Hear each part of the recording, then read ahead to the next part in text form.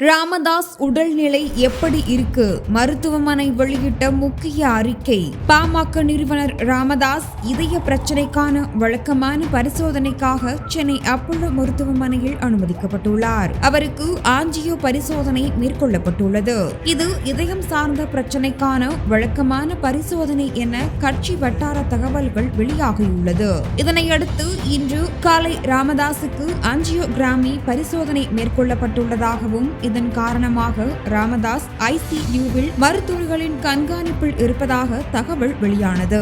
இதனிடையே ராமதாஸின் மகனும் பாமக தலைவரும் ஆன அன்புமணி ராமதாஸ் தந்தையை சந்திக்க மருத்துவமனைக்கு வந்துள்ளார். அன்புமணி தனது தாயை மருத்துவமனைக்கு அழைத்து வந்ததாகவும் கூறப்படுகிறது. இதனைத் தொடர்ந்து தமிழக முதலமைச்சர் ஸ்டாலினும் அப்போலோ மருத்துவமனையில் அனுமதிக்கப்பட்டுள்ள ராமதாஸ் உடல்நிலை தொடர்பாக கேட்டறிய மருத்துவமனைக்கு வந்தார். மருத்துவரிடம் ராமதாஸ் உடல்நிலை தொடர்பாக கேட்டறிந்துள்ளார். இந்த நிலையில் ராமதாஸ் உடல்நிலை தொடர்பாக அப்போலோ மருத்துவமனை வெளியிட்டுள்ள அறிக்கையில் மூத்த இருதய நோய் நிபுணர் டாக்டர் ஜி செங்கோட்டு வேலுவின் கீழ் வழக்கமான மருத்துவ பரிசோதனைக்காக அனுமதிக்கப்பட்டுள்ளார். ராமதாஸ் உடல்நிலை தொடர்பாக முழுமையான பரிசோதனை செய்யப்பட்டு ஓரிரு நாட்களில் வீடு திரும்புவார் என்று எதிர்பார்க்கப்படுவதாக அந்த அறிக்கையில் குறிப்பிடப்பட்டுள்ளது.